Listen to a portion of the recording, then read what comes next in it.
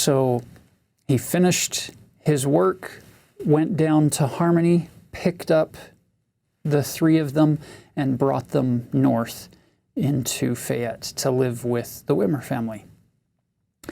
Now, when they're there, you can imagine this. It's now the summer of 1829, living in this home, and they're doing most of the translation work upstairs in the Whitmer home.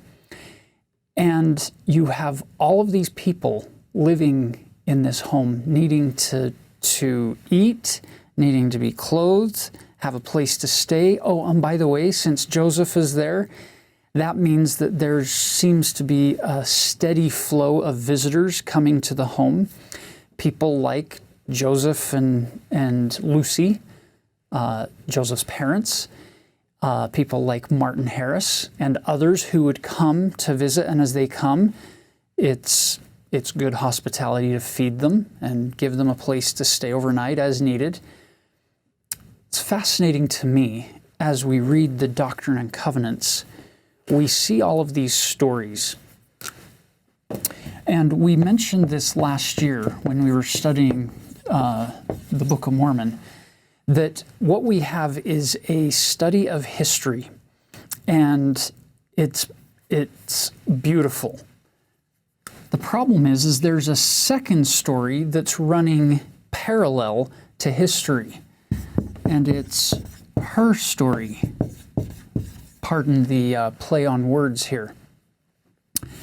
But standing beside these men in the Restoration, or the men in the Book of Mormon, or the men in the New Testament or the Old Testament, are the daughters of God who have roles to fulfill in carrying forth the kingdom, both in a big church setting as well as in a more local home and family setting. The thing that you're going to find this year as we study the Doctrine and Covenants is the vast majority of the focus is here. There aren't very many sections devoted to her story. But today, in this particular block of Scripture, we get one woman who is integral to what's going on in the events in Fayette. It's Mary Whitmer. It's Peter Whitmer Sr.'s wife. Onto her shoulders fell this added burden of cooking, cleaning, doing the laundry, and doing the chores around the house and around their farm to keep things running for all of these added people. One of the supplemental readings for today's Come Follow Me lesson happens to come from the book that the church published recently called Saints. In chapter 7, you'll notice that there was a time there when Mary she's not complaining, but she's feeling very, very burdened. She's having a rough time. In Saints, it says this: one day, while she was out by the barn where the cows were milked, she saw a gray-haired man with a knapsack slung across his shoulder. His sudden appearance frightened her, but as he approached, he spoke to her in a kind voice that set her at ease. "My name is Moroni," he said. "You have become pretty tired with all the extra work you have to do." He swung the knapsack off his shoulder, and Mary watched as he started to untie it. "You have been very faithful and diligent in your labors," he continued. "It is proper, therefore, that you should receive a witness, that your faith may be strengthened." At which point Moroni opened the knapsack and pulled out the gold plates, and he showed them to her, turning the pages. And he promised that she would be blessed if she would carry that extra burden that had been placed on her shoulders for just a little longer until they completed the translation process of the Book of Mormon. It's interesting because to make this more personal, when I first got married to my sweetheart, I learned a lesson. And I had to learn it over multiple failures. My wife would have some struggle or some burden she was carrying, and she would share it with me. And me, being the problem solver that I am, right? I would say, oh, well, it's very clear. I know exactly what you need to do. And I would tell her precisely how to solve her problem, thinking, what a good husband to listen to her and then come up with these wonderful solutions for her. I had multiple of those experiences where I realized this wasn't making her day. She didn't see me as her knight in shining armor fixing all of her problems. In fact, sometimes it turned out to be exactly what she didn't need, was for me to tell her what to do and how to do it. And then she taught me this lesson that I think many of you have probably already learned from your own experience, if not from listening to others. She said, Tyler, I don't need your solutions. I just need your sympathy. I can fix the problems. I just needed somebody to hear, somebody to recognize that this is hard for me and that you understood what I'm going through. I got it. I don't need you to fix it.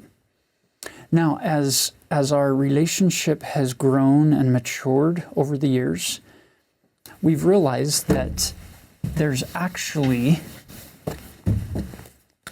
it's like a Venn diagram where you have, at times, she needs my sympathy. And at other times, she would share things and say, yes, actually, this time I don't want your sympathy.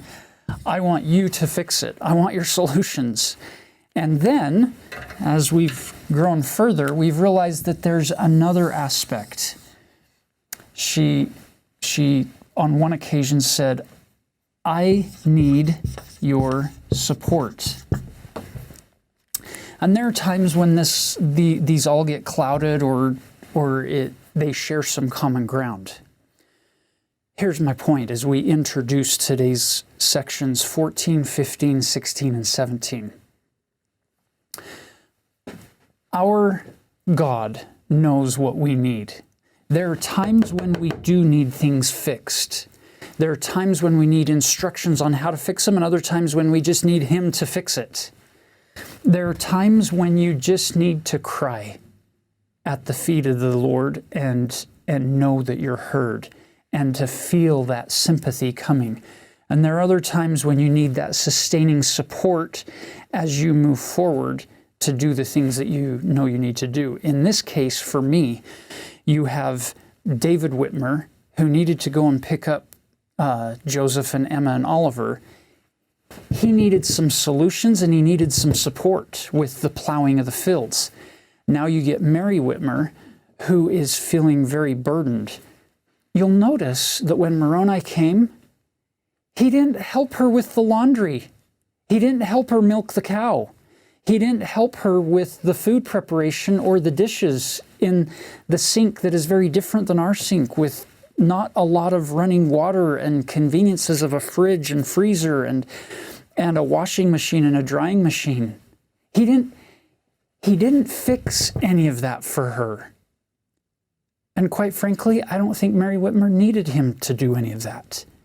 She needed to know that she was seen from heaven, that her sacrifice was recorded in heaven, that God knew what she was going through in order to help to bring forth this great work of the restoration.